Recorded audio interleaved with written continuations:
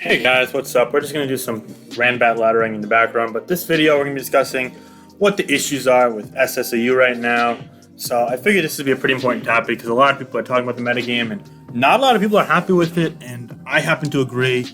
As someone on council, I personally have been monitoring the metagame pretty closely and obviously playing the game a ton, and I just think that there's some Pokemon right now that probably could use some suspect attention. So right now I'm going to discuss not only my thoughts on that, but also hopefully what is to come in the future days, weeks, months, etc.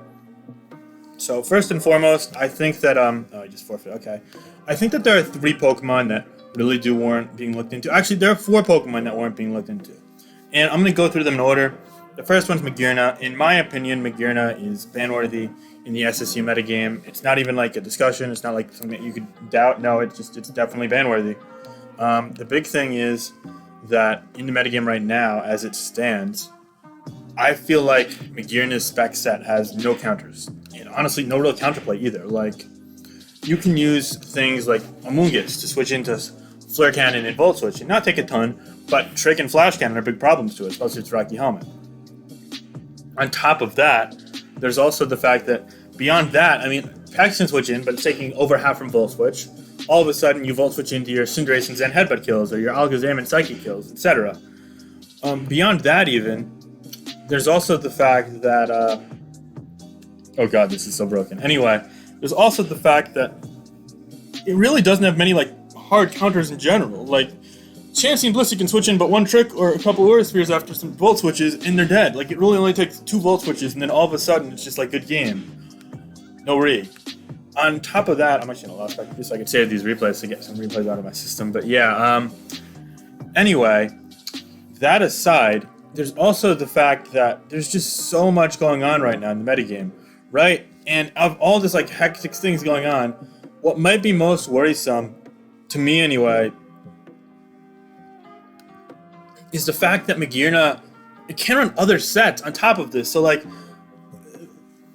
hypothetically speaking, let's say I bring my Magearna in, or I lead with my Magearna, they go to their Amoonguss, I click sub, I'm in the sub combined set, all of a sudden they're losing multiple Pokemon potentially. And, like, yes, I don't think that's actually as big a deal as the spec set being as good as it is, because if Magearna can only use choice specs in the moves it had, it would still be broken in my eyes. But that fact, it just makes it so much more effective. And I think Magearna just has no place in the metagame as it stands right now. I really do think Magearna is too good. And going off of that, piggybacking off of that, the fact that it has such great natural bulk and defensive typing, Steel and Fairy typing, coupled with, like, 115 base defenses and I think 85 base HP, it's just, you can get it in repeatedly. You could get it in 5 or 6 times, even without teleport support, in a game realistically. And over that, it's going to get a kill or 2. It's going to generate momentum to let other things get kills too. It's just, it takes over games. There's no way to be fully safe against next Magearna. Other things all have counters, or at least strong counterplay. Magearna, there is counterplay. There's pivoting, but there are no hard counters. And for a Pokemon that accessible, it's too good. It's broken in every means of it, in my eyes. So that is a major problem. I want to know what you guys think about Magearna too. Do you think the spec set's too good? Do you think that other sets contribute to it a lot too much as well? Or do you think that it's actually healthy and the metagame should wait more and develop? And initially, my thought was, and you guys probably saw this on my channel because I discussed it initially, was basically saying this, that Magearna was clearly a very good Pokemon, but people in the initial days of the tier were always spamming the sets with the Sub combined or Iron Defense combined with the Stored Power and the Draining Kiss. Those sets in my eyes are the worst sets on it. They're super passive. They enable things like Cinderace, Rotom Heat, Hippowdon, etc. And that enabling is honestly really bad. And those sets might have merit, but like Zamzium Meta 240. Oh, you know what? This is going to get a kill here. Those sets might be cool, but the fact of the matter is that those sets don't break it. Those sets are easily walled. There's ample counterplay right now. I don't see them as problems. And because of that, I find it to be really weird that everyone was saying it was broken initially. Because then when people started spamming the spec set, that's when it became broken. It took about a week and a half of the tier to develop for it to really become broken in my eyes. And the fact that I called it not broken initially was, in my eyes, really valid. And I think a lot of people agreed that it wasn't a problem after they noticed, oh, those sets are actually really easy to check. But then, finally, people started using the spec set, which I've been using since day one. And they're like, oh, shit, Trick specs or even just Aura Sphere specs is so good. And it really is just absolutely dominant in the metagame right now. And I don't think there's been anything like it over the last couple of generations. And that's not saying it's the most broken thing ever, but there aren't many things that have reached the standard that it's at right now, basically. So, in conclusion, in my eyes, Specs Magearna and Magearna in general is just overpowering for the metagame. On top of that, I think that there's some other things that are broken, or at least on the borderline are broken. One thing that I definitely would vote ban on right now is Cinderace. I know a lot of people are like, wow, Cinderace before Urshifu, and yes, that is how I feel.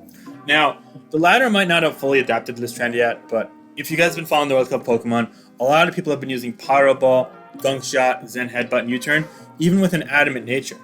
And that is just such a deadly combination. Oh my god. Okay, that's why I do so much. I will just go for it again. But yeah, anyway, that combination is just so devastating.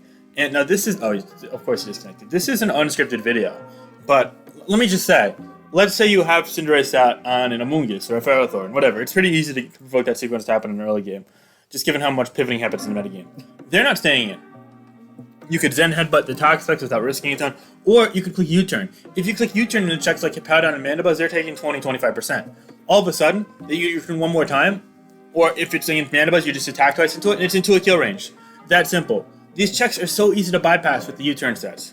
Of course, bulk up sets are fine too, but they're a lot less consistent in my eyes, and they're easier to revenge kill. You can't really revenge kill a Cinderace that's just U-Turning all over everywhere. And it also serves some defensive merit. Gunk Shot makes it an amazing answer to Common Clefable. Pyro Ball lets it revenge kill any and all Magearna. It's really, really helpful right now. And it's just exploits so many different kind of shortcomings in a metagame right now defensively. In my eyes, there are games where it gets in, 5, even 10 times due to heavy-duty boots and partners, because yeah, it does require some support with pivoting, but it's way too much to deal with. Oh, I forgot to save the replay. And honestly, I find it crazy how good it's gotten. And I mean, if you watch the last, say, 30, 40, 50 World Cup games, you'll notice that Cinderace is just destroying shit left and right, game after game after game, and it's just amazing. And I'm going to go over some replays of it being used. Hopefully, actually, I've already been over one. The Empo vs. Sakura game is an amazing example, so definitely check out that upload. But yeah, I feel like the more and more people use Pivot Cinderace, the better they notice that it actually is. And in my eyes, and in the eyes of a couple other council members, it's going to be like just a little too good for the metagame as it stands. Now, I will say we're actually going to put out a bit of a survey to some people in the World Cup Pokemon and other people that are commonly knowledgeable about the metagame, and basically saying, hey, if you guys can give us your input on the metagame so we can know how to proceed. We're definitely considering discussing Cinderace and Magearna, but there is a third Pokemon, something that you probably guys, a lot of would think would be the second Pokemon, but in my eyes, Cinderace is better than Urshifu, but Urshifu is also something that's personally on my spectrum. I'm not as adamant about it being broken just because I feel like it's a bit more of a team building threat than it is a game threat right now. Everyone and their moms is using Mandibuzz plus Toxapex or Amoonguss or physically defensive Clefable or even physically defensive Hippowdon. And while not all these Pokemon are hard counters to it, they all do a great job in helping you keep check, especially the cores with Toxapex with Mandibuzz. And because of that, because of that, I feel as if there's a lot of I don't want to say leeway, but a lot of ways to manage it. Such as, oh my god, it just died. That's so funny. Anyway, such as, how do I put this? There are ways to counter Pokemon without having hard counters. Obviously, that makes it a bit more sus, a bit more sketchy, but having a combination of checks and the fact that it runs choice sets so often is huge. And I think that keeps Choice Band or Urshifu a bit under the threshold for I determine it to be broken, but that's only in battle. In the builder, I think it's one of the most restricted Pokemon in the tier, besides perhaps the first two Pokemon and Toxapex. And the fact of the matter is that building restrictiveness that Urshifu enforces on team building is way too problematic for me to say, okay, we should definitely keep it in metagame no matter what. I think, in my eyes, I could see the other two Pokemon just getting banned, but I think a fair suspect would be a great way to deal with Urshifu in my eyes.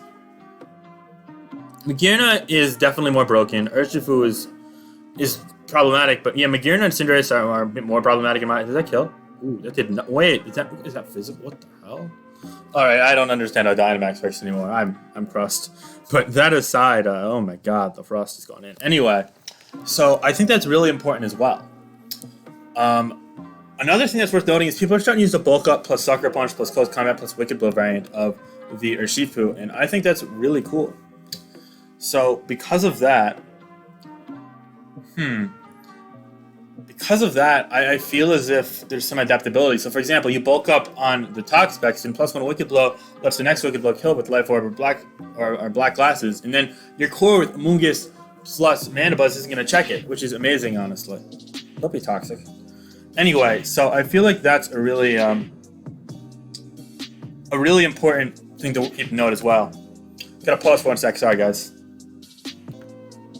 My bad about that, guys. But yeah, I feel as if the bulk up set adds a completely different dynamic to things, which is also really interesting. And I don't know if we've really ever seen something like Urshifu as it stands right now, which part of me wants to say, oh damn, let's experiment with Urshifu. Let's bungle in the jungle with Urshifu. I'm never saying bungle in the jungle again. Wow, that was a failed experiment for sure. But anyway, that aside, I feel as if Urshifu just offers a certain element of offensive pressure that, in my eyes, is partially welcome to the metagame, but in a totally different juncture is actually really tearing the metagame apart and limiting team building more so than almost anything else. And because of that, I'm really interested to see what you guys have to think. Because personally, I think I'd probably vote ban, not boat van. Oh my god, boat van. What a saying.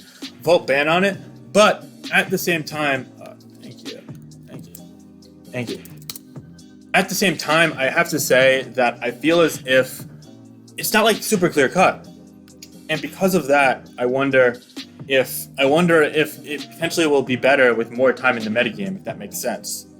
I just might have throat chop, whatever. We're just gonna we're gonna just side shot it because his hands up, but that does nothing. Oh my god, that did literally. How much does Moon Guy's beam do? Anyway, so I think Urshifu I'm kind of on the fence about, but it's definitely at least suspect worthy, if not eventually ban worthy.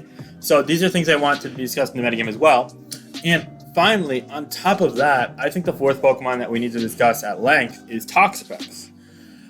Now, I know you guys are saying, like, what? Toxapex? No way, but hear me out. Toxapex is so ridiculous right now, guys. The fact of the matter is that Scald plus Toxic knockoff Haze, it makes it so hard to, like, actually switch into it without forcing things like Clefable or your own Toxapex or Slowbro to come in and pivot in and out of it. And that's crazy.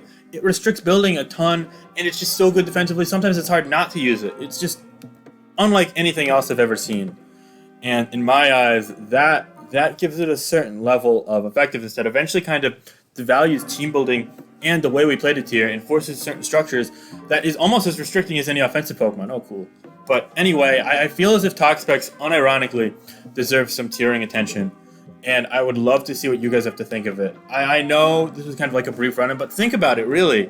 I mean, we handle offensive Pokemon with such ease and aggression in a tiering fashion if they're breaking the tier apart. What stops us from doing the same for defensive Pokemon that might be equally problematic?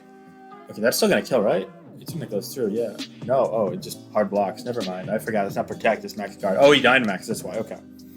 Anyway, that aside, I gotta say that in my eyes, I feel... Oh, that's a crit. That's nothing. Okay. I feel as if we really have to take a step back as a community and say, yo, is it worth considering suspecting and looking into defensive Pokemon that cause just as much of a problem as offensive Pokemon? And how do we analyze those problems? What are the terms and framework that we really do for that? And I think that's a discussion that not only does the tiering council have to have, but on top of that, I think it's a discussion that our entire community needs to hold in the near future. That's such a weak Lunala. Holy crap. I think it's really important that we come to these sort of conclusions in the near future because who knows what'll be next? Who knows if there'll be another defensive behemoth that keeps it tire? And I feel like Toxapex is as good as it is right now because there's no Poison, no Gliscor, there's no Magma Storm Heatran, there are no Z-moves to nuke it. It could knock everything freely without the Z-moves as well. Like, there's so many things going in its favor this generation that I feel like there's bound to be another Toxapex in the future, be it in a month, in a year, in a generation, whatever it might be. And I really think we need to have a discussion. Do you guys think that Toxapex is too much for the metagame? Do you guys think that Toxapex might restrict things just as much as any offensive threat, but while also being so defensively accessible? So while as obviously there are things that can kill it and take advantage of it, it actually still warps to tier? And do you find that unhealthy? Do you find it okay? Like, let me know, because I think this is a really important philosophical discussion that a lot of us are kind of scared to have, because it's like a defensive Pokemon. It's something we use all the time. And I view this as something that's really important. So I'll finish out this game, but I just wanted to get a brief video out there discussing potential things that we should look into, the potential issues with the metagame. Some other things that are worth noting are, just to brief you guys on it. I feel as if Heavy Duty Boots is a really, really good item. I don't think it's broken by any stretch of the imagination, but some people have brought it up to me as a potential topic of complaint, which is fair. Other things, I mean, over the years, people have complained about like screens and hyper offense, people have complained about stall, but I don't think either are too problematic right now, so that's worth noting too. Shout out to Petros, who apparently wanted to be in the recording, or just wanted to see me battle Rambats, whatever. But yeah, I think there's some fringe elements that could be worth discussing. Also, Sun is so crazy right now. I don't know if you guys watched World Cup yesterday, but so many people were using Sun teams. Really hilarious. I think they won like 9-1 or some crap like. They were used a lot and they won a lot. I don't have the stat in front of me, but yeah, no, Sun teams are so good. So shout out to my boy Omachi. Praise the Sun, my dude. You'd be happy if you were still playing, but nah. I mean, Torkoal plus Cinderace plus Hazard Removal is just real good. Anyway, I'm hoping this game's going to come to a conclusion in a few turns, but yeah, there's definitely a ton of things that we need to discuss in the metagame as it stands. Let me know your thoughts on each and every one of them. Let me know what you think might be worth banning of the 4 Pokemon I mentioned and potentially anything else. And on top of that, let me know what you might think maybe could be brought down to the tier eventually. I know people have discussed Diamanitan. Personally, I think Diamanitan's not completely out of discussion, but it shouldn't be added to the tier right now. It's just way too good. And on top of that, I also think that we should be discussing things like, whatchamacallit, like Darkrai. Sorry, Darkrai eventually whenever it comes back, just because it's taken a lot of hits over the generations, but obviously that's not in the game right now. Same goes for Speed Boost Blaziken. So yeah, I think eventually there are some movers that can brought it down, but right now I think doing so would be a bit premature. We're just going to stand here. It's good. If he kills me, I'll forfeit. I think it's like Sub-Seed without Solar Beam or anything like that, so yeah. But there's a ton of things to discuss right now, guys, and I'd love to discuss them with you, as all of these moves do 0 to all these Pokemon, which I kind of find funny. But yeah, let me know what you think, and I'm going to wrap this up now. Definitely some issues with the SSU metagame that we have to kind of discuss in the near future. Alright, guys, have a great day. It's Finch. Peace out. Hope you enjoyed this little brief video. I figured I'd try something different. So yeah, be sure to like, comment, and subscribe. Alright, peace.